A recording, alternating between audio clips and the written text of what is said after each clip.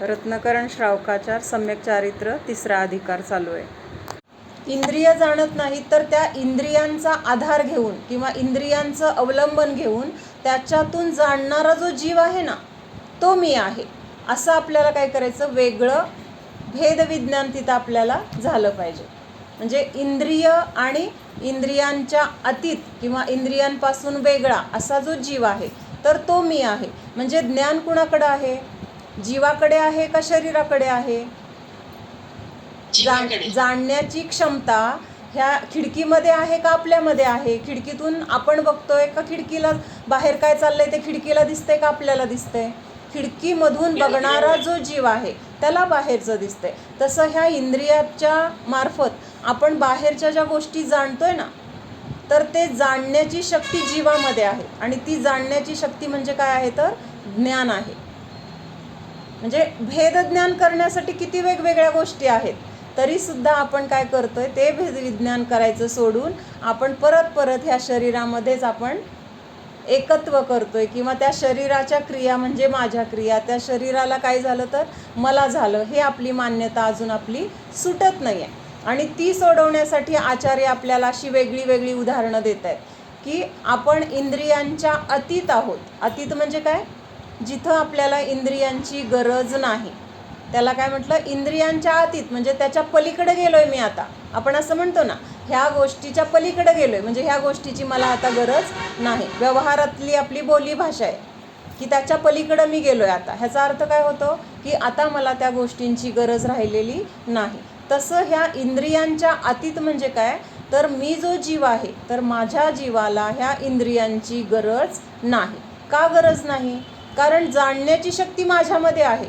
उलट आता हे जे शरीर आहे, इंद्रिय आहेत तर ह्यांनी काय केलं आहे, आपल्याला अडकाठी केली आहे. कशी अडकाठी केली आहे तर पूर्ण जाणण्याची क्षमता ह्यांच्यामुळं आपली नष्ट झाली आहे. कुणामुळं? इंद्रियांमुळं. उलट आपल्याला असं वाटतं की इंद्रियांमुळं मला दिसतंय, डोळ्यामुळं मला दिसतंय, कानामुळं मला ऐकू येतंय. पण ही इंद्रिय नसताना सुद्धा सर्व काही जाणण्याची शक्ती जीवामध्ये आहे. म्हणूनच अरिहंत आणि सिद्ध भगवान कसे आहेत, केवली त्यांना म्हटलंय किंवा त्यांच्या ज्ञानामध्ये सगळं काही झळकतंय असं आपण दररोज म्हणतो की नाही. त्यांच्या ज्ञानामध्ये लोकाकाशामधलं सगळं काही झळकतंय. मग कसं झळकतंय? त्यांच्याजवळ कुठलं इंद्रिय आहे? बघण्यासाठी डोळे आहेत, त्यांना चव घेण्यासाठी रसनेंद्रिय आहे, त्यांना कान आहेत, त्यांना त्वचा आहे, शरीर आहे स्पर्शाचा अनुभव घेण्यासाठी, त्यांना नाक आहे, काहीच नाही आहे. तरीसुद्धा ह्या 3 लोकांमध्ये जे जे काही जाणलं जातं, जे जे काही आहे तर ते सगळं त्यांना स्पष्टपणे जाणलं जाते.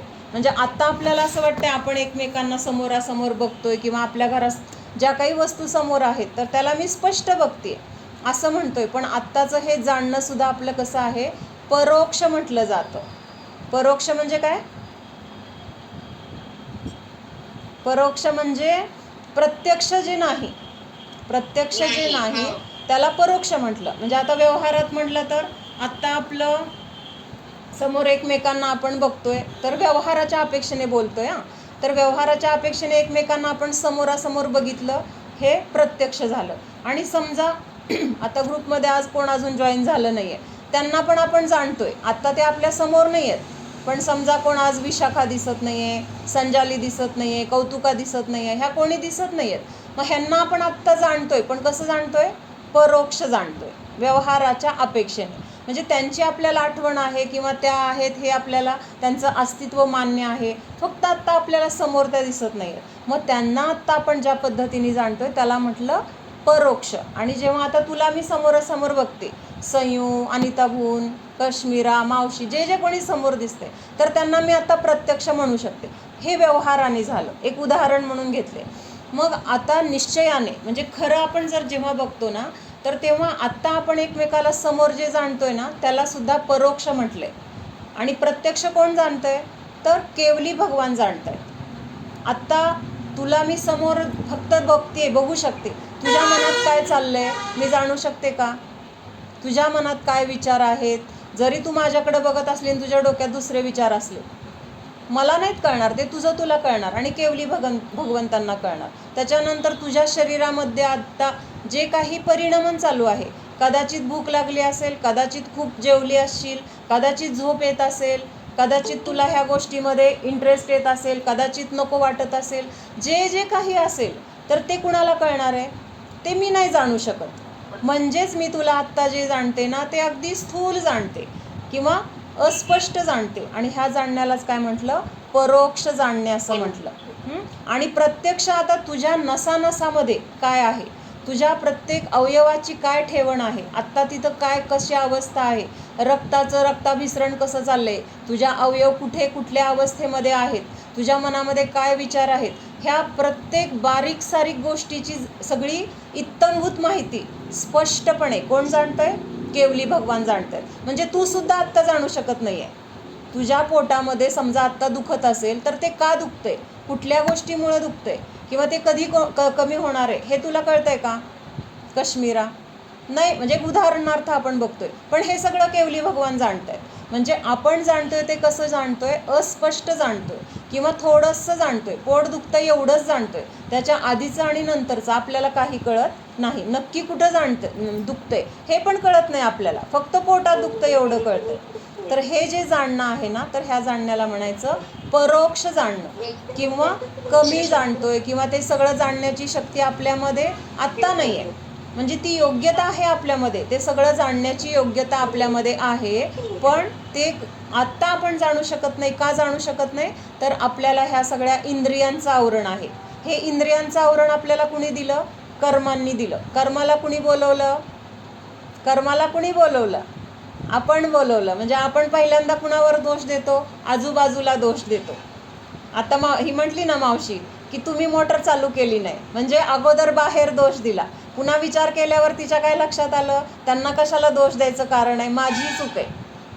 किंवा तिथं मला तसं कर्म, आता तिने ते वाक्य नाही सांगितलं पण आपण तिथं ते लावूया की तसा माझ्या कर्माचा उदय होता, माझ्या मनात तो विचार आला. म्हणजे तिथं कर्माला दोष दिला. पहिल्यांदा बाहेर दोष दिला, नंतर कर्माला दोष दिला, आणि मग परत कर्माला का दोष द्यायचा? कर्माला कुणी बोलवलं? कर्म कुणी केलं? तसे परिणाम कर्म होण्यायोग्य कुणी बांधले? मी बांधले. मग तिथं सगळ्यात शेवटी बघायला गेलं तर चुकीचं कोण निघतं? तर आपण स्वतः निघतो. म्हणजे बाहेर आपण हे सगळं करत असतो सतत, ह्यांनी असं केलं त्यांनी तसं केलं, पण कमीत कमी त्यावेळेस जरी आपल्याला हे लक्षात नाही आलं, कधी जेव्हा आपल्याकडनं अशा गोष्टी घडतात, असं आपल्याकडनं बोललं जातं किंवा आपल्याला लक्षात येत नाही आपण इथं चुकतोय, आपल्याला असं बोलायची गरज नाही आहे आणि बोललं जातं, मग कधीतरी नंतर आपल्याला लक्षात येतं की नाही की अरे असं बोलायला नको होतं, जसं तिला आत्ता वाटलं, नंतर आपण असं उगी म्हटलं. उदाहरणार्थ घेतोय आपण. मग त्याच्यासाठी ह्या सगळ्या चुका आपल्याला घडलेल्या आठवण्यासाठी की आपल्याकडनं दिवसभरामध्ये आज काय काय चुकलं, आपण विनाकारण काय काय बोललो. विनाकारण म्हणजे काय? प्रमाद झाला तो. जे जे आपण करतोय ना, स्वतःला जाणण्याची सोडून क्रिया जी जी असेल तर ती सगळी बाहेरची क्रिया काय आहे? प्रमाद आहे. आणि मग अशा प्रमादी क्रिया मी आज दिवसभरात काय काय केल्या? आता मुनी असतात, मुनींचं गुणस्थान आहे 5वं आणि 6वं आणि 7वं. मुनींचं सुरुवात कुठून होते? 6व्या गुणस्थानापासून मुनींची गुणस्थानं आहेत 6 ते 14. ही सगळी कुणाची गुणस्थानं आहेत? मुनींची. आणि 1 ते 5 गुणस्थानं कुणाची आहेत? आपली श्रावकाची. हां. तर मग 6व्या गुणस्थानात असणाऱ्या मुनींना काय म्हटलं? प्रमत्तवीर. त्यांच्या गुणस्थानाचं नाव काय आहे? प्रमत्तवीर. प्रमत्त म्हणजे काय? प्रमादी आहेत. ते प्रमादी आहेत म्हणून त्यांना प्रमत्त हे नाव आलं.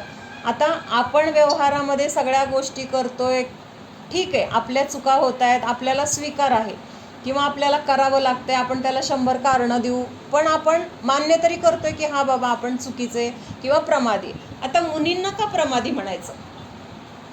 मुनी तर काय करतायत? ते कधी आपल्याशी बोलतात जेवणासाठी, बाहेरच्या शौचक्रियेसाठी, त्यावेळेला त्यांना स्वतःतून बाहेर यावं लागतं ना. आपल्याशी काय आपण विचारतो, त्यावेळेला त्यांना त्यांच्या आत्म्यापासून लांब, विचारापासून लांब यावं लागतं ना. म्हणून त्यांना त्यावेळेला प्रमत्त म्हटलेलं आहे. हा, काय म्हटले अनिताहून? शुद्धोपयोगात नसतात तेव्हा ते प्रमादी म्हणजे म्हटलं. बाकीच्या क्रिया करत असले तरी सुद्धा शुद्धोपयोगात नसतात तेव्हा ते प्रमादी. हा, म्हणजे जेव्हा क्रिया जरी करत असले तरी सुद्धा नकळत त्यांना प्रमादी म्हटलेलं आहे. हा, म्हणजे आता मुनींना काय म्हटलंय, 28 मूलगुणांचे धारक आहेत. मुनी किती मूलगुणांचे धारक आहेत? 28 मूलगुणांचे धारक आहेत. मग हे 28 मूलगुणांचं पालन ते कधी करतात? कुठल्या गुणस्थानात करतात? तर 6व्या गुणस्थानामध्ये. 7व्या गुणस्थानामध्ये कुठल्याही मूलगुणाचं पालन करायची गरज पडत नाही. 7व्या गुणस्थानामध्ये एकमेव काय करतायत, तर ते स्वतःच्या आत्म्याचा अनुभव करतायत. स्वतःच्या आत्म्यामध्ये इतके लीन आहेत की त्यांना बाहेरच्या कुठल्याही गोष्टीची, कुठली शुद्ध नाही किंवा कुठल्या गोष्टीची आसक्ती नाही, कुठल्या गोष्टीला काही करायचा असा विचार नाही. आपण ध्यानाला बसल्यावर आपल्या डोक्यात बाकीचे संसारातले 1000 विकल्प येतात, म्हणजे ते ध्यान सोडून बाकीचेच विकल्प येतात. तसं तिथं त्यांना नाही आहे. ते पूर्ण स्वतःमध्ये लीन असतात. इतके लीन असतात की त्यांना कुठल्या आहाराची चिंता नाही आहे, विहाराची चिंता नाही आहे, निहाराची चिंता नाही आहे, काही नाही. एक स्वतःच्या आत्म्यामध्ये असे मस्त रममाण झालेले असतात की आपण एखादी सिरियल बघताना कसं एकाग्र होतो, आपल्या आजूबाजूला काय चाललंय, गॅसवर काय जळतंय, मुलं काय करतायत, काही लक्ष नसतं. त्या सिरियलमध्ये असे गुंगलेलं असतं की आपण आपलं अस्तित्व विसरलेलं असतो की नाही. तेव्हा आपलं स्वतःचं तरी अस्तित्व आपल्याला आठवतं का? म्हणजे कदाचित आपल्याला त्यावेळेस काही वेदना असेल तर त्या वेदनेकडे पण आपलं लक्ष नसतं. ही गोष्ट आपल्याला, म्हणजे जेव्हा मुनी असं तपश्चर्या करताना त्यांच्यावर उपसर्ग परिशह येतात किंवा त्यांना कुणी त्रास दिला, त्यांना कुणी मारलं, त्यांना कुणी छेदलं भेदलं, जे काही त्यांच्यावर उपसर्ग कुणी केले, गरम शेगडी ठेवली, अंगावर काय केले, तापलेले दागिने घातले, मग त्यावेळेस त्यांना ते दुखलं नाही किंवा तिकडं त्यांचा उपयोग कसा गेला नाही ह्याचं आपल्याला आश्चर्य वाटतं की नाही, किंवा त्यांनी ते कसं सहन केलं असेल. तर तिथं हे उदाहरण परफेक्ट लागू पडतं की जेव्हा आपण एखाद्या गोष्टीमध्ये समरस झालेलो असतो, ती कुठली असेल, प्रत्येकाच्या आवडीची गोष्ट वेगळी असेल, कुणाला खाण्यामध्ये असेल, कुणाला टी व्ही बघण्यामध्ये असेल, कुणाला कुठंतरी बाहेर फिरण्यामध्ये असेल, कुणाला वाचण्यामध्ये असेल, पण गुंगून जाणं म्हणतात ना, किंवा मुलं कशी असतात, अशी खेळण्यात रमलेली असतात की आईने किती हाका मारल्या तरी त्यांना ऐकू येत नाही. मग तेव्हा त्यांच्या आवडीची गोष्ट खायला देतो म्हटलं तरी सुद्धा त्यांचं तिकडं लक्ष नसतं. ह्याचा अर्थ काय? ह्या बाकीच्या आवडीच्या गोष्टी त्यांच्या आवडीच्या असून सुद्धा तिकडं त्यावेळेस त्यांचं लक्ष असतं का? त्यांचं लक्ष कुठं असतं? खेळण्यामध्ये असतं. मग त्यावेळेस बाकीच्या सगळ्या गोष्टी त्यांच्यासाठी कशा आहेत? गौण आहेत, किरकोळ आहेत, त्याचं त्यांना काहीही महत्त्व नाही आहे. तसं आपण, म्हणजे तसं हे मुनी जेव्हा काय करतायत, तर स्वतःच्या आत्म्यामध्ये जेव्हा लीन आहेत ना, तर तेव्हा मग त्यांच्या शरीरामध्ये काही वेदना असेल, त्यांना कोणी बाहेरून त्रास देत असेल, कोणी त्यांना वाईट बोलत असेल, किंवा असं कोणी त्यांना पेटती शेगडी ठेवली किंवा अंगावर दागिने घातले तापलेले, तरी पण तिकडं लक्ष जात नाही. कळतंय का? जसं त्या मुलांचं आई किती हाका मारते, आईकडे लक्ष नाही आहे. आपण सिरियल बघतोय, त्या सिरियलमधल्या पात्रामध्ये इतकं गुंगलोय की आपल्याला कुणी किती हाका मारल्या, दाराच्या बाहेर कोणीतरी आलंय, बेल वाजवते, काही लक्ष नसतं आपलं. म्हणजे ही पटते का तुम्हाला? ह्या उदाहरणं पटतात का? असं होतं की नाही? आपण इतकं समरस झालेलो असतो कशामध्ये? आपल्या आवडीच्या गोष्टीमध्ये. हे पटतं, पण जेव्हा शरीराला स्वतः वेदना होत असतात ना, ह्या बाहेरचं बघण्या करण्या ह्या गोष्टी कबूल आहे मला, आपण विसरून जातो. पण हे प्रत्यक्ष शरीराला वेदना होत असतात की ग. मग तेच म्हणूनच मी म्हणलं, आपल्याला हे पटत नाही ना की असं असल्यावर आपलं शरीराकडे लक्ष जाणारच, दुखायला लागल्यावर तिकडं लक्ष जाणारच. म्हणजेच काय माहिती का, आपली शरीरामध्ये अजून एकत्व बुद्धी जास्त आहे आणि आत्म्याची रुची आपल्याला कमी आहे. मग त्याच्यासाठीच मी हे उदाहरण सांगते की महाराजांना ह्याच्यापेक्षा, आपल्याला जर समजा कंबर दुखती, पाठ दुखती, काय डोकं दुखतंय, काही रोग आहे शरीरामध्ये, ह्याच्यापेक्षा जास्त पांडवांना काय केलं होतं? सगळे जे दागिने होते, आपले आजार साधे झाले. गुरुदत्त मुनींना गादीमध्ये गुंडाळून आग लावली. हा तेच ना, पूर्ण अंगाला त्यांना पेटलं. किंवा जळती गजकुमार मुनींना शेगडी ठेवली डोक्यावर, किती त्यांना त्रास झाला असेल. हे प्रत्यक्ष वेदना आहेत ना. तेच मला सांगायचंय. तू 2 मिनिटं थांब. मला काय म्हणायचंय, त्यांना ते स्वतःच्या आत्म्यामध्ये इतके रमलेले आहेत, इतके रमलेले आहेत की त्या शरीरामध्ये काहीतरी वेदना चालू आहे, शरीरामध्ये काहीतरी त्रास आहे, ह्या गोष्टीकडे त्यांचं लक्षच नाही. आणि हे समजून घ्यायचं आपल्याला की जसं आपण त्या सिरियलमध्ये गुंतलोय, जसं ती मुलं खेळण्यामध्ये गुंतलेत, उदाहरणं वेगळी आहेत, पण गुंतणं जे आहे ना, ते गुंग होणं, ते तल्लीन होणं, त्याच्यामध्ये समरस होणं. तर हे समरस होणं, आता आधी काय म्हणलं की ज्याची त्याच्या आवडीची जी गोष्ट आहे त्याच्यामध्ये तो तल्लीन होतोय. मग कुणाला खेळण्यात रस आहे, कुणाला खाण्यात रस आहे, कुणाला काही टी व्ही बघण्यात आहे. पण त्या गोष्टी करताना आपल्या आवडीची जी गोष्ट आहे त्याच्यामध्ये आपण कसं आहोत, समरस आहोत. म्हणजे ते गोष्ट करत असताना बाकीच्या कुठल्याही बाहेरच्या गोष्टीचं आपल्याला अजिबात तिथं लक्ष नाही आहे. बघितलं नाही, सापडलं नाही, पुन्हा बघतो, सापडलं नाही. मी बघून देते म्हणून, माझं झाल्यावर मी बघून देते. हां, म्हणजे ते त्या गोष्टीमध्ये जसं समरस होतो आपण बाहेर ज्या आपल्या आवडीच्या गोष्टी आहेत, तशी त्यांच्या आवडीची गोष्ट कुठली आहे मुनींच्या, तर स्वतःच्या आत्म्यामध्ये लीन होणं. आणि इतकं तिथं भेदविज्ञान आहे की शरीर माझं नाहीच आहे हे भेदविज्ञान असल्यामुळं त्यांना तिथं काय झालेलं आहे की त्यांचं स्वतःमध्ये इतके तल्लीन झालेले आहेत. मग शेजारी काय चाललं हे त्यांचं लक्ष नाही आहे. शेजारच्या घरामध्ये काय चाललंय हे आपल्याला कळत नाही. आपण आपल्या घरामध्ये तल्लीन असताना शेजारच्या घरामध्ये आग लागली, शेजारच्या घरामध्ये भांडणं चालली, शेजारच्या घरामध्ये चोरी चालली, काही तिथं ते आपल्याला लक्ष द्यायचं कारण नाही. आपण आपल्यामध्ये लीन आहोत. तसं ते मुनी कशामध्ये लीन आहेत, तर स्वतःच्या आत्म्यामध्ये लीन आहेत. तेव्हा ते शरीर म्हणजे कोण आहे, त्यांचं शेजारी आहे. शेजारी आहे, आपला काही संबंध नाही आहे. काही काळापुरतं ते आपल्या संयोगात आलंय, नियमाने ते नष्ट होणार आहे.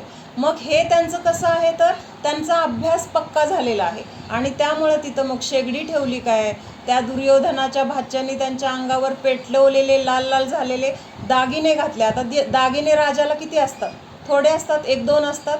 फक्त डोक्याला घातलं, फक्त कानात घातलं नाही, सगळीकडे मुकुट घातलाय, डोळ्याला काहीतरी लावले चक्षुसारखं, कानाला काहीतरी लावले, गळ्यामध्ये माळा घातल्यात, कंबरपट्टा घातलाय, हातामध्ये काय काय घातलंय, पायामध्ये घातलंय, सगळीकडं म्हणजे इतके दागिने घातलेत. त्यांचं शरीर पेटलं त्याच्यामध्ये.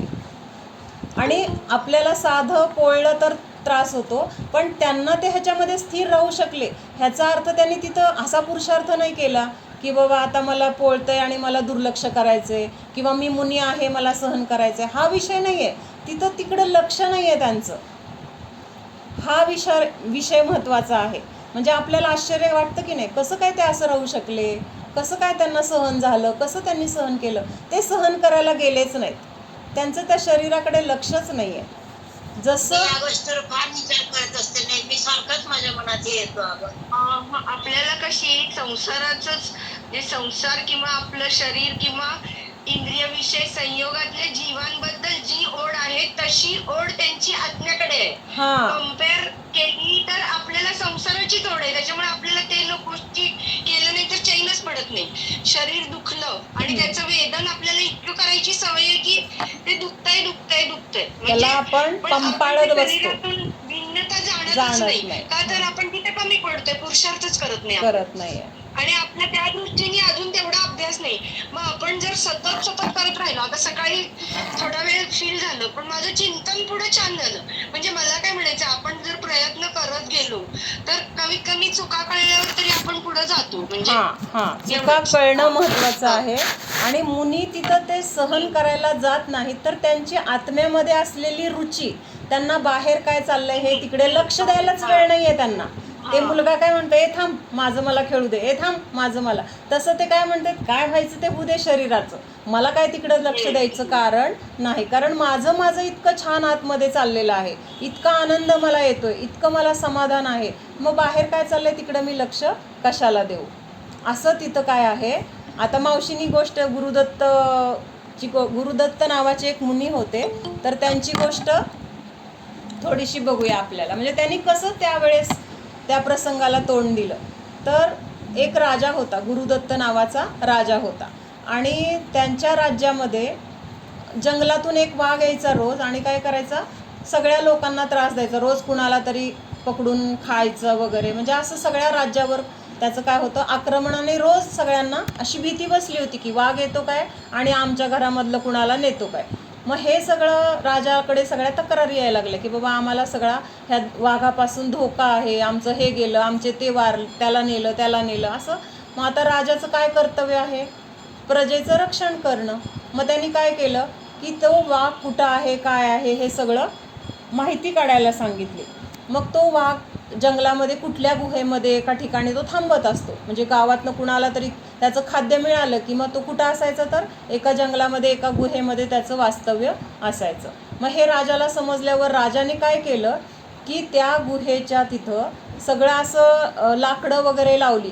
म्हणजे एक दगड लावला की त्याच्यातून तो अगोदर बाहेर येऊ नये, आणि सगळी अशी लाकडाची वगैरे रचना करून काय केलं,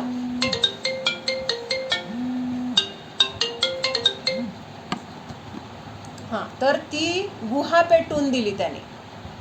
काय केलं त्यांनी, गुहा पेटवून दिली. आता गुहा पेटवल्यानंतर काय झालं, त्या गुहेतून बाहेर यायसाठी दगड होता तो येऊ शकला नाही. म्हणजे आतल्या आत तो काय झाला, गुदमरून जळून उष्णतेने मेला. कोण मेला, वाघ मेला. आता राजांनी कशासाठी मारलं, म्हणजे मारलं किंवा त्याचं हे कशासाठी केलं होतं की प्रजेचं संरक्षण करण्यासाठी असं केलं राजाने. मग तो वाघ मेला, मरून काय झाला, एक शेतकरी म्हणून जन्मला. शेतकरी म्हणून जन्मला. आणि मग शेतकरी, मग त्याचं ते शेतामधलं काम करायचं वगैरे, काय पिकं घेणं हे ते तो करतोय सगळी कामं. मग त्याच्यानंतर एक दिवस काय झालं, थोड्या दिवसानंतर हे जी गुरुदत्त नावाचा राजा होता, तर थोड्या दिवसांनी त्याने दीक्षा घेतली. काय केली, पूर्वीचे सगळे राजे ठराविक राज्यकारभार बघून झाल्यानंतर दीक्षा घेतच होते कंपल्सरी. तसं ह्या गुरुदत्त राजांनी पण दीक्षा घेतली आणि आता ते कोण झाले, गुरुदत्त नावाचे मुनी झाले. ते मुनी झाले आणि हा वाघाचा जीव तिथंच कोण झालाय, आता शेतकरी झालाय आणि तो शेतामध्ये काम करतोय. आणि मग एक दिवस काय झालं, हे मुनी तिथं त्याच्या शेतामध्ये ध्यानाला उभारले होते. तर मुनी असं रस्त्यात येता जाता विहार करत असताना कुठं त्यांची ध्यानाची वेळ झाली असेल तर ते बरोबर त्याच्या शेतात, म्हणजे कर्म आपण इथं परत लावायचे. कर्म कसं गोष्टी आपल्याला जुळवून आणून देतं किंवा कसे संयोग आपल्याला जोडून देतं, हे काम कोण करतंय, कर्म. पण कर्मांना कुणी बांधलंय, आपण. म्हणजे हे सगळी साखळी आपल्याला प्रत्येक वेळेस आठवली पाहिजे. मग त्यांना तिथं ध्यानाला बसण्यासाठी तिथं थांबावं का वाटलं, तर त्यांचा तसा तो योग होता. त्यांचं ते कर्म तिथं उदयाला येणार होतं किंवा त्या वाघाला त्यांनी पूर्वी जाळून मारलं होतं. म्हणजे काहीतरी त्याची परतफेड होणार होती आणि त्यांना तसे भाव झाले की इथं ध्यानाला उभारायचं. आणि तिथं ते ध्यानाला उभारले. आणि मग तेवढ्यात तो शेतकरी आला, वाघाचा जीव. आणि तो शेतकरी काय म्हणतोय, त्याला काय माहीत नाही आहे हे असे मुनी असतात, हे बोलत नाही आहेत किंवा हे ध्यानाला बसलेत, उभारलेत. तर तो काय सांगतोय की माझी बायको येईल, काही घेऊन येईल की माझ्यासाठी जेवणाचा डबा घेऊन माझी बायको येणार आहे, पण बायकोला सांग मी ह्या शेतात नाही आहे, दुसऱ्या शेतात चाललो आहे. म्हणजे त्याचं अजून एक दुसरीकडं शेत आहे. आणि तो काय सांगतोय, बायकोला सांग की मी ह्या शेतात नाही आहे, त्या शेतात आहे आणि डबा मला तू तिकडं घेऊन ये, असा निरोप द्या, असं त्यांनी त्या महाराजांना सांगितलं. आता महाराज बोलतात का, काय संबंधच नाही, निरोप द्यायचा सांगायचा काही संबंध नाही. महाराज आपले ध्यान असते.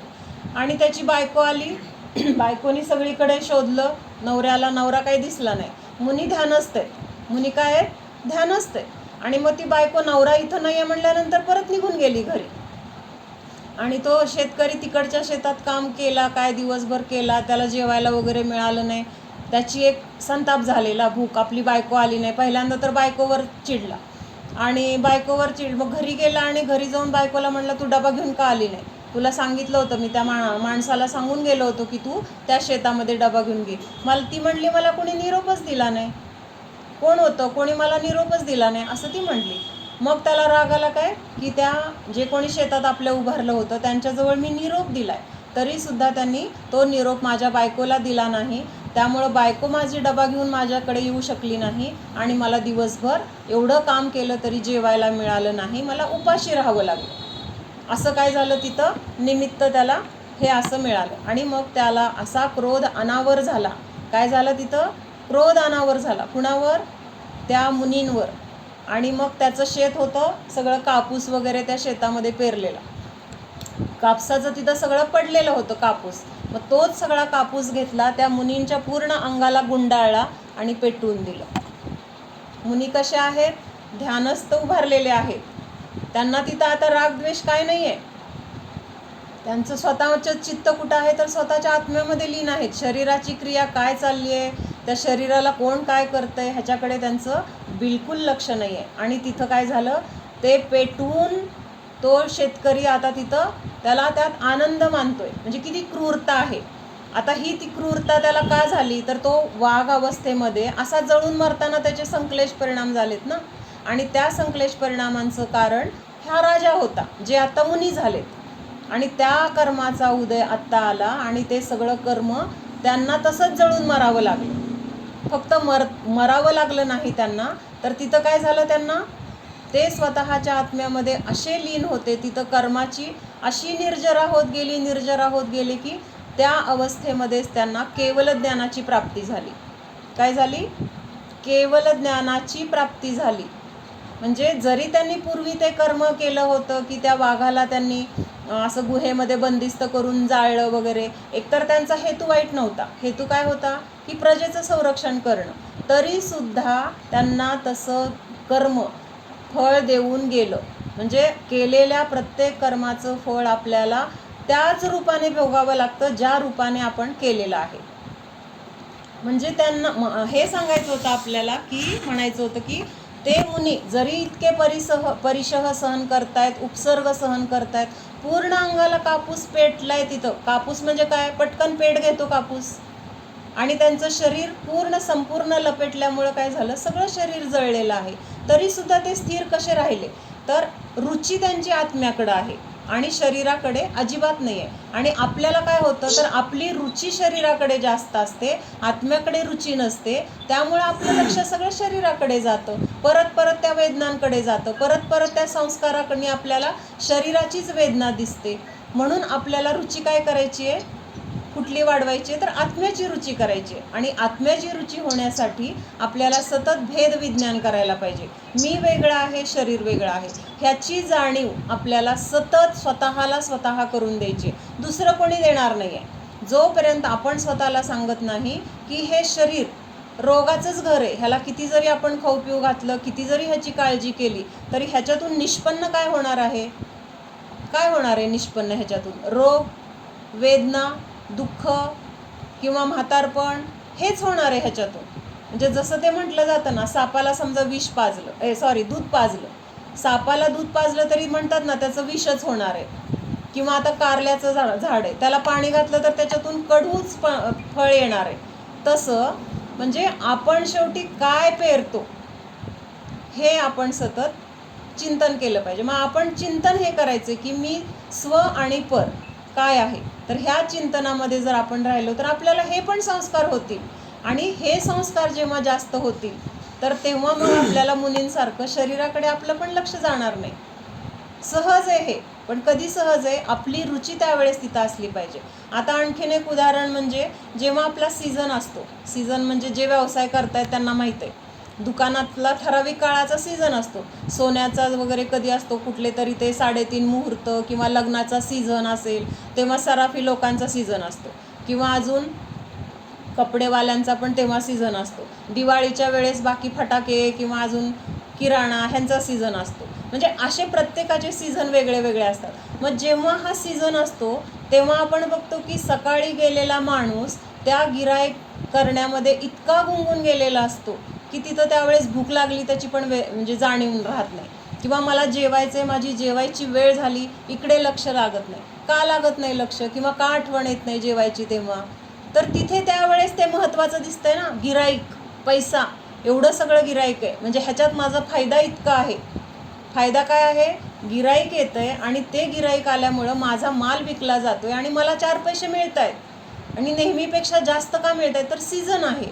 मग मला आत्ता तिथं सांगावं लागत नाही स्वतःला की मला 4 पैसे मिळवायची ही वेळ आहे, मग खाण्याकडे दुर्लक्ष कर, काय थोडं उशिरा जेवलं तर चालेल, असं सांगावं लागत नाही. ॲटोमॅटिक आपल्याला त्यावेळेस भुकेकडं आपलं लक्ष लागत नाही. म्हणजे तिथं आपल्याला प्रॉफिट कशात दिसलं, पैशामध्ये दिसलं. मग त्यावेळेस जेवणाकडे आपलं प्रॉफिट काहीच नाही आहे. जेवल्यामुळे आपल्याला सुख लागतंय किंवा जेवण हे गरजेचं आहे ह्या गोष्टीकडे आपलं लक्ष नाही आहे. तसं मुनींना प्रॉफिट कुठं दिसतंय, शरीराकडे लक्ष दिलं तर तिथं त्यांचं नुकसान आहे. आणि त्यांचं प्रॉफिट आतमध्ये स्वतःला जाणण्यामध्ये आहे किंवा त्याच्यामध्ये ते असे तल्लीन झालेत की तिथं त्यांना इतका फायदा होतोय, इतका आनंद मिळतोय की तिथं बाहेर जे काही चाललंय ना, मग भुकेची वेदना किंवा काय अजून काय डोकं दुखत असेल, असं पण होतं की नाही, काहीतरी शारीरिक त्रास आहे तरीसुद्धा तो माणूस दुकानदारी करतोय. होतं की नाही असं? का मला त्रास होतोय सीझन एंड मी दुकान बंद करून बसलोय, असं होतं का कधी? होतं का संयू? काय जरी झालं तरी औषध पाणी घेऊन तिथं दुकानात जाऊन बसणारच. मग तिथं का आपण त्या वेदनेकडे दुर्लक्ष करतो, आजाराकडे का दुर्लक्ष करतो? तर तिथं आपल्याला प्रॉफिट दिसतंय. कशाचं प्रॉफिट दिसतंय?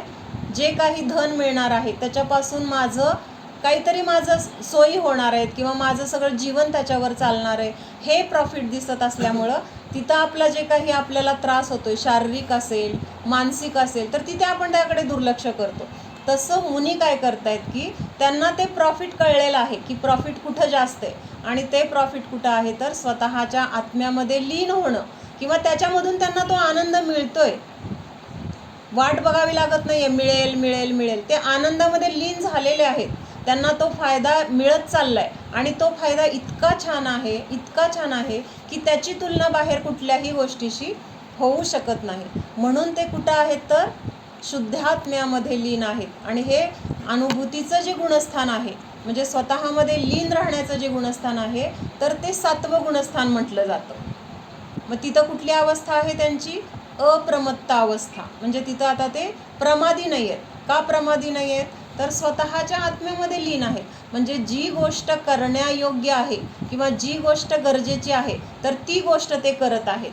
आणि सगळ्यात कुठली गोष्ट महत्त्वाची आहे? आपल्या स्वतःमध्ये राहणं, ही गोष्ट सगळ्यात महत्त्वाची आहे, आणि ती गोष्ट ते करत आहेत. त्यामुळं तिथं त्यांना काय म्हटलं? अप्रमत्त म्हटलं. म्हणजे प्रमादी नाहीत. आणि ती अवस्था सुटल्यानंतर, म्हणजे जेव्हा ते आत्म्यातून बाहेर येतात, म्हणजे काय तर शुभोपयोगामध्येच आहेत. आत्म्यामध्ये आहेत तेव्हा कुठला योग आहे? शुद्धोपयोग आहे. आणि आत्म्यातून बाहेर येतात तेव्हा ते शुभोपयोगामध्ये आहेत. शुभोपयोगामध्ये आल्यानंतर ते काय करतायत? प्रमादी म्हटलंय त्यांना, पण तिथं ते काय करतायत? 28 मूल गुणांचं पालन करतायत. म्हणजे तिथं फक्त आणि फक्त शुभ क्रिया करतायत, किंवा त्या क्रिया करत असताना त्यांना तिथं अशुभ उपयोग नाही, राग द्वेष नाही. फक्त त्यांचं जे काही चर्या, जे काही आचरण त्यांना सांगितलेलं आहे, त्या आचरणाचं ते पालन करतायत. कसं पालन करतायत? काटेकोरपणे. ते पालन करताना सुद्धा त्यांचं हेतू काय आहे किंवा लक्ष कुठं आहे? की मला माझ्या शुद्धात्म्याशिवाय कुठलीही गोष्ट महत्त्वाची नाही आहे, हा विचार ते विसरलेले नसतात. म्हणजे पावलोपावली त्यांना जाणीव कशाची आहे? स्वतःची आहे. आई काम करते आणि बाळ कुठं आहे हे आईला माहीत नाही, असं होतं का? काहीही काम आई करत असेल आणि तिचं 1-1.5 वर्षाचं बाळ आहे, तर ते कुठलंही काम ती करत असली तरी लक्ष कुठं आहे तिचं? माझं बाळ काय करते, माझं बाळ कुठं आहे, त्याने हे खाल्लं काय, त्याच्या तोंडात काय घालतोय काय, पडतोय काय, झोप आली काय, त्याची खाण्याची वेळ झाली काय. म्हणजे काहीही करत असली तरी डोक्यामध्ये विचार फक्त त्या बाळाचे आहेत. तसं मुनी हे 28 मूल गुणांचं जरी पालन करत असले तरी सुद्धा स्वतःच्या आत्म्याला विसरलेले नाहीत, पण शुभक्रियांमध्ये त्यांचा उपयोग आहे म्हणून त्यांना तिथं प्रमादी म्हटलंय. प्रमादीचा अर्थ काय होतो? प्रमादीचा अर्थ काय होतो संयोग? म्हणजे आळस. प्रमादी म्हणजे सगळं लक्षात शुभ भावात म्हणजेच ना, म्हणजे नाही, प्रमादी म्हणजे आळस दोषच आहे, पण ह्या शुभक्रिया करून सुद्धा मुनींना प्रमादी म्हटले. म्हणजे आपण काय म्हणतो, एखादा माणूस आहे शुद्धोपयोगात नाहीत म्हणून त्यांना प्रमादी म्हटले. म्हणजे आपण काय म्हणतो, एखादा धार्मिक माणूस आहे, त्याने एवढं देवाचं केलं, एवढं हे केलं ते केलं, म्हणजे तो खूप चांगला आहे असं. मग एवढं आपण करतो साध्या माणसाबद्दल असं आपण बोलतो. मग हे तर मुनी आहेत आणि ते काय करतायत? जेव्हा ते 6व्या गुणस्थानात म्हणजे प्रमत्त गुणस्थानात आहेत, प्रमत्तवीर, तेव्हा ते काय करतायत? तर काय शास्त्र लिहित असतील, काही जण शास्त्राचा अभ्यास करत असतील, शिकवत असतील दुसऱ्या कोणाला तरी, किंवा आचार्य असतील तर ते काय करतात? दीक्षा देतात, किंवा काहीतरी प्रतिक्रमण प्रायश्चित्त वगैरे हे सगळं त्यांचं जे काही आहे ते करून घेतात. म्हणजे तिथं त्यांचा उपयोग कुठं आहे? तर ह्या सगळ्या क्रिया म्हणजे शुभक्रिया म्हटल्या जातात. ह्या शुभक्रिया करत असताना सुद्धा त्यांना प्रमादी म्हटलं, कारण ह्या क्रिया करण्यापेक्षा अतिशय महत्त्वाचं कार्य म्हणजे स्वतःच्या आत्म्यामध्ये राहणं आहे. आणि तिथं ते राहत नाहीत, त्या आत्म्यापासून ते थोड्या काळासाठी का होईना पण बाहेर आलेले आहेत, म्हणून त्यांना प्रमत्त म्हटलं. म्हणजे प्रमत्त ही एक म्हणजे वाईट गोष्ट म्हटली जाते ना. प्रमत्त म्हणजे आळशी आहे, मग आपण कसं म्हणतो? गर्व करतो ना, गर्व. नाही नाही, आळशी आळशी आहे, तो काय आळशी आहे, त्याला काय होत नाही, त्याच्याच्यानी काय होत नाही, तो काय करत नाही, अशा दृष्टीने आपण काय करतो? आळशी म्हणजे माणसाचा तिरस्कार म्हटला जातो थोडक्यात. मग मुनी एवढं सगळं तत्पर असून सुद्धा तिथं ते मुनी कसे आहेत? प्रमत्त म्हटले जातात. प्रमत्त म्हणजेच काय? प्रमादी. आपण प्रमादचर्या बघतोय ना, म्हणून हे प्रमादचर्यामध्ये जे जे आपण स्वतःच्या आत्म्याला जाणायचं सोडून ज्या ज्या क्रिया आहेत तर त्या सगळ्या प्रमादचर्येमध्ये येतात. आणि हा प्रमाद आपला अनादी काळापासून चालू आहे. काय चालू आहे? कारण आत्म्याला जाणायचं सोडूनच आपण सगळं केलंय, किंवा त्याच बाकीच्या गोष्टींनाच आपण प्राधान्य दिलंय आणि अजून पण प्राधान्य आपण देतोय. म्हणून हे प्राधान्य देणं काय आहे तर चुकीचं आहे, किंवा ही एक प्रमादचर्या आहे, हा विचार आपण करायला पाहिजे. मग कालचं कुणी अजून काय काय केलंय विचार? मग अशी सांगत होतो, अनिता भुंनी सांगितलं. अजून कोण सांगतंय? मी पण केलंय. हा, सांग. की माझ्याकडून काय होतं, प्रमाद होतो माझ्याकडून. मी गॅसवर पाणी तापवून घेत नाही. आता उद्यापासून मी गॅसवरच माझ्या पुरतं करून घेणार आहे, बाकीचे काय का करणार. मग ते उद्या प्रत्येक वेळेस आंघोळीला जायच्या वेळेस कसं होतं, उद्या करू. मग ते माझ्याकडून तो प्रमाद होतोय. बरोबर. प्रयत्न करणार आहे गॅसवर तापवून, म्हणजे गाळलेलं पाणी गॅसवर तापवून घेणार आहे. छान. म्हणजे छोट्या छोट्या गोष्टींनी सुद्धा आपण बदलतोय, ही किती महत्वाची गोष्ट आहे. म्हणजे आपल्याला लक्षात येते की बाबा आपलं काहीतरी चुकतंय, हे कळलं की आपल्यामध्ये आपोआप बदलण्याची भावना येते. छान. अजून कुणाचं अजून चिंतन? मी केलं म्हणजे आता काय प्रमाद पण ते आता हे अनंतदंड म्हणल्यानंतर विनाकारण सगळ्या गोष्टी आपण थोडक्यात अपद्यांसारखं करतो. प्रमाद सुद्धा अपद्यांसारखंच आहे. आता सध्या मी आजारी आहे, उठायला आळस करते, सकाळचं सामायिकला उशीर होतं, वाचन राहून जातं, काम राहून जातं. आपण आपल्या शरीराकडे वेगळं आहे समजून सुद्धा त्याच्याकडे किती लक्ष देतो. म्हणजे दुखतंय, मला बरं नाही, मला उठू वाटत नाही, अनेक गोष्टीचा विचार करतो आणि परत शेवटी म्हणतो नाही उठलं पाहिजे, मला सोडलं पाहिजे, असं करून तो पण म्हणजे आळसच केला ना, तिथं प्रमादच केला गोष्टीकडे. आणि अनेक गोष्टी करत असतो बसल्या ठिकाणी, असं काहीतरी हातात वस्तू पडवायची सारखं. मग आता मुलं असतात सारखं भिंतीवरती बॉल मारतात, विनाकारणच आहे ना असं करताना. आणि किंवा जीव चालतो तिथं गप्प बसू शकत नाही आपण, बडबडतो तसं करू नको तसं करू नको त्यांना. असं अनेक गोष्टी संसारामध्ये होतात, सगळं विनाकारणच करतो आपण.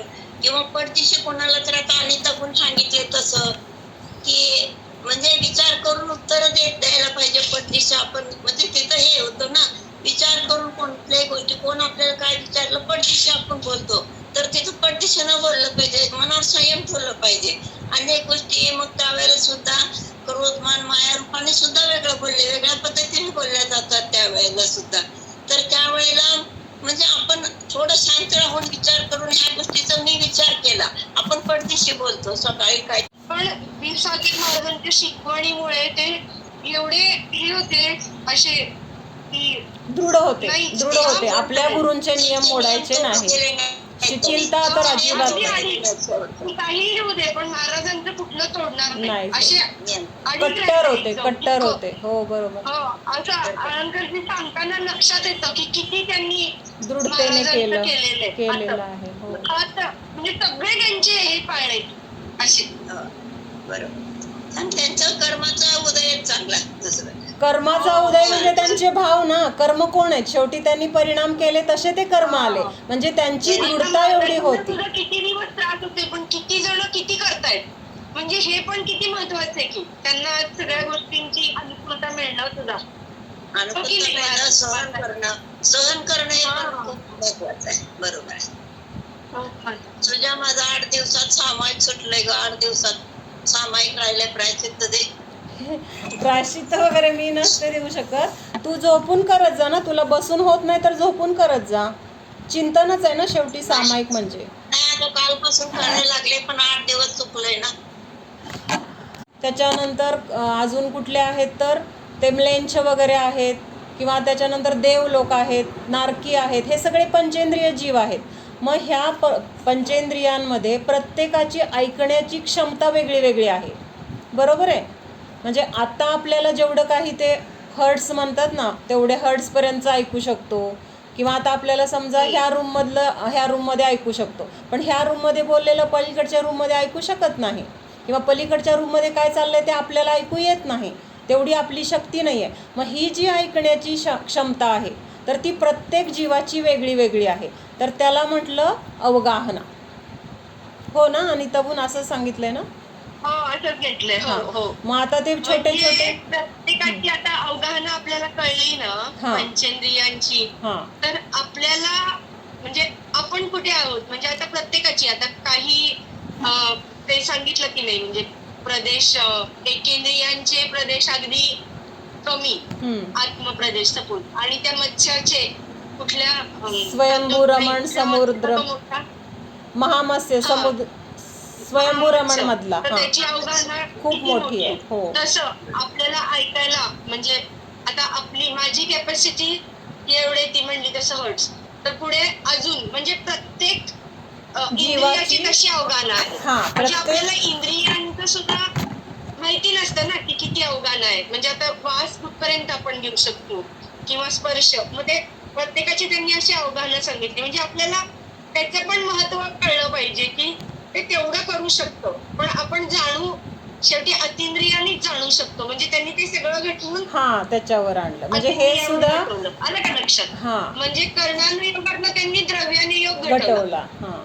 म्हणजे आता आपल्याला इंद्रियांची जी शक्ती मिळाली आहे ना, इंद्रियांची आता जी 12 कोसपर्यंत ऐकू येतं. किंवा त्यांना ते सूर्याचं जे काही विमान असतं त्या विमानामध्ये असलेलं मंदिर, त्या मंदिरामधलेल्या सगळ्या मूर्ती तो स्वतःच्या महालाच्या गच्चीवरून दर्शन करतो. म्हणजे आता सूर्याचं विमान किती लांब, आणि तो कधी दर्शन करतो तर मकर संक्रांतीच्या दिवशी, म्हणजे सगळ्यात उत्कृष्ट त्या दिवशी त्याची ते काय किरण असतील किंवा काय माहित नाही, पण त्या दिवशी त्याला ते दर्शन होतं असं म्हटलं झालं म्हणजे भरत चक्रवर्तीला. मग ही जी बघण्याची शक्ती तर तेवढी त्याची डोळ्याची किंवा त्या चक्षुरेंद्रियाची अवगाहना झाली. किंवा आता अजून चक्षुरेंद्रिय कुणाला आहे? स्पर्श रस गंध, चौथं इंद्रिय आहे चक्षुरेंद्रिय म्हणून. मग त्या चतुरेंद्रिय जीवाला पण ते बघण्याची शक्ती आहे, पण ते केवढं बघणार? खूप थोडं दिसणार. आणि आपल्याला पंचेंद्रियाला त्याच्यापेक्षा जास्त आहे. आपल्यापेक्षा जास्त जाणण्याची शक्ती आता हे चक्रवर्ती वगैरे त्यांच्यामध्ये जास्त आहे. त्याच्यापेक्षा जास्त जाणण्याची शक्ती देवलोकातील देवांची आहे, किंवा वरच्या स्वर्गामधल्या देवांची ही शक्ती पण कशी आहे? वाढत वाढत जाते. म्हणजे खालच्या इंद्रांची कमी असेल, त्याच्यापेक्षा जास्त वरच्या, त्याच्यापेक्षा सर्वार्थ सिद्धीमधल्या देवांची सगळ्यात जास्त. आणि सगळं काही सगळ्या क्षेत्रातलं जाणण्याची, ऐकण्याची, बघण्याची, काय चाललंय, पुढं काय होणार, मागं काय झालं, हे सगळं जाणण्याची शक्ती फक्त केवल ज्ञानामध्ये आहे. आणि केवल ज्ञान हे कसं आहे तर अतिंद्रिय आहे. अतिंद्रिय म्हणजे इंद्रियाच्या अतीत, म्हणजे जिथं आता इंद्रियांची गरज राहिलेली नाही. उलट इंद्रिय आल्यामुळं काय झालं, आपल्याला लिमिट आलं, मर्यादा आली, त्याच्यापेक्षा बाहेरचं आपण जाणू शकत नाही. कारण आपण बंधनात आहोत, शरीराच्या बंधनात आहोत, इंद्रियांच्या बंधनात आहोत, कर्माच्या बंधनात आहोत. आणि ह्या सिद्ध भगवंतांचं हे सगळं बंधन काय झालेलं आहे? नष्ट झालेलं आहे. त्यामुळं त्यांना आता सगळं आकाश मोकळं, सगळीकडचं सगळं जाणायला ते कसे झालेत? आता अतिंद्रिय झालेत, म्हणजे इंद्रियांच्या अतीत झालेत. इंद्रिय सगळी नष्ट झाल्यामुळं पूर्णपणे ते जाणू शकतात. आत्ता आपल्याला जाणण्यासाठी इंद्रियांची गरज आहे. इंद्रियांशिवाय आत्ताच्या अवस्थेमध्ये आपण म्हणतो की इंद्रियांशिवाय मला दिसत नाही, म्हणजे डोळ्याशिवाय दिसत नाही, कानाशिवाय ऐकू शकत नाही. व्यवहाराने ह्या गोष्टी बरोबर आहेत, पण इंद्रियांच्या मार्फत सुद्धा जाणतो तो जीव आहे, आणि त्याला इंद्रियांची गरज नाही आहे. जर आपण मूळ बघितलं, निश्चयाने बघितलं, तर त्याला इंद्रियांची गरज नाही आहे. जर इंद्रियांनीच जाणलं असतं तर मग सिद्ध भगवंतांनी कसं जाणलं असतं? पण हे तर आपल्याला माहिती की सिद्ध भगवान सर्व काही जाणतायत, एकाच क्षणी जाणतायत, स्पष्ट जाणतायत सगळं. म्हणजे एवढं सगळं आहे, पण त्यांना कुठलं शरीर नाही आहे, इंद्रिय नाही आहे, म्हणजेच उलट हे इंद्रिय आणि शरीर आपल्याला जाणण्यामध्ये किंवा आपल्या सुखामध्ये बाधा आणतायत. काय करतायत? अडथळा आणतायत. आणि आपण काय करतोय? जे आपले अडथळे आहेत त्या अडथळ्यांना आपण जोपासतोय किंवा त्या अडथळ्यांना आपण मजबूत करण्याचा प्रयत्न करतोय. ते अडथळे नष्ट होऊ नये ह्याच्यासाठी आपण सतत तत्पर असतो. पण आपल्याला हे जर लक्षात आले की अरे हा अडथळा आहे, मग त्याचं काय थोडंसं नुकसान झालं तर तिथं वाईट वाटणार नाही. म्हणून तत्त्वज्ञान माहिती असणं गरजेचं आहे. तत्त्वज्ञान झाल्यानंतर आपल्याला दुःख का होत नाही? कारण जे वाईट आहे ते वाईट कळतं, जे चांगलं आहे ते चांगलं कळतं. मग त्यामुळं वाईट नष्ट झालं तर आपल्याला दुःख होईल का? आपला शत्रू नष्ट झाला, आपल्याला वाईट वाटेल का? मग कर्म आपला शत्रू आहे, शरीर आपलं शत्रू आहे, इंद्रिय आपलं शत्रू आहेत, इंद्रियांना भोगण्याचे भाव आपले शत्रू आहेत. पण आपल्याला ह्या सगळ्या गोष्टी चांगल्या वाटत आहेत. इंद्रियांचे भोग मिळाले की आनंद वाटतोय. आंब्याचा रस खाताना कसं वाटतं? कसं वाटतं? छान वाटतं, छान वाटतं. पण तिथं असं वाटत नाही की आपण हे शत्रूला काय करतोय?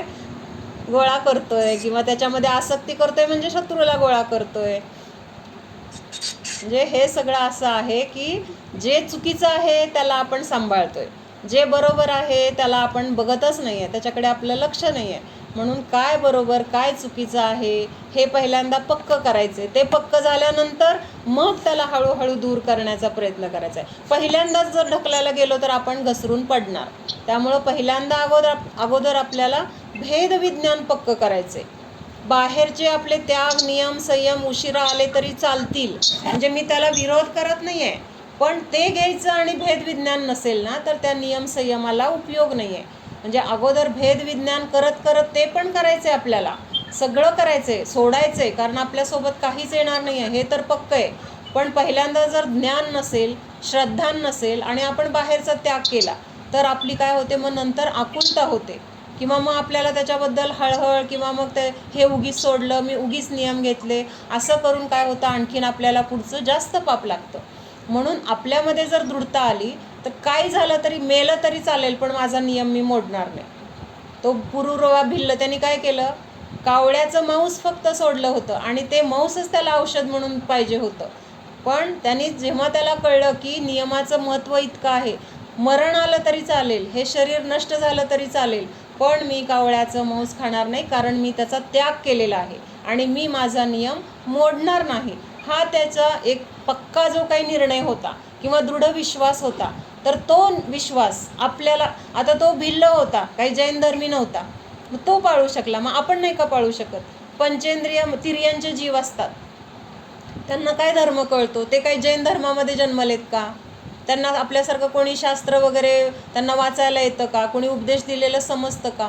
मग ते सुद्धा जीव थोड्याफार त्यांच्या ज्ञानामुळं, त्यांना धर्म कळल्यामुळं ते त्यांचे नियम काटेकोरपणे पाळतात. महावीर भगवंतांचा जीव सिंहाच्या अवस्थेमध्ये असताना कसा त्यांनी नियम पाळला? जेव्हा त्या मुनींचा त्यांना उपदेश मिळाला, 2 चारण वृद्धिधारी मुनींचा, तेव्हा त्या सिंहाने असे ते नियम, त्याचे जे काही म्हणजे मांसाचा त्याग केला किंवा सचित्त त्याग केला. सचित्त त्याग म्हणजे काय? सचित्त त्याग म्हणजे काय? वाळलेल्या गवत वगैरे खातात, वाळलेल्या गवताच्या पानं वगैरे खातात.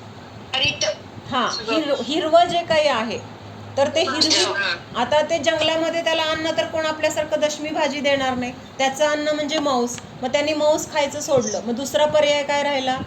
वनस्पती, झाडाची पानं वगैरे, गवत. मग ते सुद्धा त्यांनी सचित्त म्हणजे हिरवं खाणार नाही असा नियम घेतला. आणि म्हणजे खाणार तर वाळलेली पानं वगैरे असतात ना, ती पानं खाणार. आणि पाणी कुठलं पिणार? जे वाहतं आहे, असं एक ठिकाणी साठलेलं पाणी पण नाही पिणार, ते वाहतं पाणी पिणार. असं खाऊन त्यांनी त्याचं काहीतरी जेवढं आयुष्य होतं तेवढं काढलं आणि उत्कृष्ट संलेखना त्या जीवानी साधली. उत्कृष्ट म्हणजे का उत्कृष्ट म्हणायचं आहे?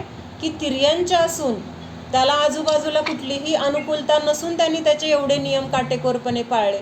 आपण तर कोण आहोत? त्याच्यापेक्षा उच्च आहोत, मनुष्य आहोत, बुद्धी जास्त आहे, क्षमता जास्त आहे, अनुकूलता भरपूर आहे. मग आपले नियम कधी मोडणार नाहीत अशी दृढता जर आपल्याजवळ असेल तर ती दृढता असणं अगोदर गरजेचं आहे. आणि ही दृढता आपल्याला सतत आपल्या चिंतनातून, आपण कुठलंही काम करत असलो तरी चिंतन करायला आपल्याला कोण बाधा आणू शकतं का? कोण म्हणतं का तू हा विचार का करतेस, करू नको? कोणीच म्हणू शकत नाही. आपल्या मनामध्ये काय विचार करायचा आहे त्याच्यासाठी पूर्ण स्वातंत्र्य आपलं आहे. मग आज सकाळी मी म्हणजे असं नाही, पण माझ्या डोक्यात एक आलं आणि तू भूनला सांगितलं अनिता भून की मावशी तुझ्यासाठी पण हे चिंतन करायचं म्हटलं की अरिहंत सिद्ध भवरोग वैद्य. काय सांगितलं? अरिहंत सिद्ध भवरोग वैद्य. हा म्हणजे म्यूट करा कोणीतरी, कोणाचं? कस्तुरी म्यूट कर. कस्तुरी, कस्तुरी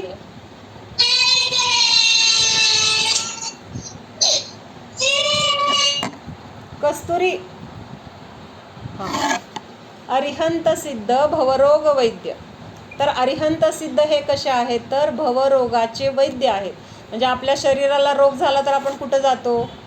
ज्या अवयवाचा काय आपल्याला त्रास आहे त्याच्याकडे स्पेशालिस्ट कोण आहे? डोळ्याचा असेल तर डोळ्याचे डॉक्टर, कानाचा असेल कानाचा डॉक्टर, हृदयाचा असेल तर ते हृदयाच्या डॉक्टरकडं, असं प्रत्येक स्पेशालिस्टकडं आपण जायला बघतो. मग आता आपल्याला रोग कुठला झाला आहे? खरा रोग आपल्याला कुठला लागला आहे तर आपल्याला भवरोग लागला आहे. भवरोग म्हणजे जन्म परत परत जन्म मरण करतोय हा रोग आहे. पण हा रोग आहे हेच आपल्याला पहिल्यांदा स्वीकार नाही आहे. मग पहिल्यांदा हा स्वीकार झाला पाहिजे की हा सगळा जो जन्म मरणाचा किंवा नवीन नवीन शरीर धारण करण्याचा, ते शरीर धारण केल्यानंतर त्या संसारात सगळं काही करण्याचा, हे सगळा रोग लागला आहे आपल्याला. किंवा हे शरीर म्हणजे रोग आहे. त्या शरीराला रोग होतात ते रोग खरे रोग नाही आहेत. तर आपल्याला परत परत शरीर मिळतंय हा रोग आहे. किंवा हा संसार करावा लागतोय, चतुर्गतीमध्ये फिरावं लागतंय, हा खरा रोग आहे. आणि म्हणून काय म्हटलं, हा आपल्याला भवरोग झाला आहे. आणि ह्या भवरोगाचे डॉक्टर स्पेशालिस्ट कोण आहेत तर अरिहंत सिद्ध आहेत. कारण का ते आहेत तर त्यांनी आपल्याला सगळी जिनवाणी सांगितले. त्याच्यामधून आपल्याला ह्याच्यातून कसं बाहेर पडायचा हा मार्ग, हा उपदेश त्यांनी आपल्याला दिलाय. म्हणून कमीत कमी हे जरी आपण चिंतन केलं अरिहंत सिद्ध भवरोग वैद्य, तरी सुद्धा आपल्या कितीतरी कर्माचा क्षय होईल. किंवा ही जी काही शारीरिक प्रतिकूलता आहे त्या प्रतिकूलतेमध्ये सुद्धा घट होईल. नमोकार मंत्र म्हणा असं आपण ऐकतो खूप वेळा, नमोकार मंत्र म्हणायला पाहिजे, पण म्हटला जात नाही नमोकार मंत्र. पूर्ण म्हणस्तोवर काहीतरी दुसरं विचार येतो, काहीतरी विसरलं जातं, दुसरे विचार चालू झाले की हे कधी विसरलं कळत नाही. मग हे कसं छोटंसं आहे, अरिहंत सिद्ध भवरोग वैद्य, अरिहंत सिद्ध भवरोग वैद्य. म्हणजे असं छान वाटलं मला म्हणून मी सकाळी तिला सांगितलं ते तुला पण. छान आहे. चला ठीक आहे, इंद्रियाला लिमिटच नाहीये ना. लिमिटच नाहीये. म्हणजे हा, हे घटवायचे त्यात.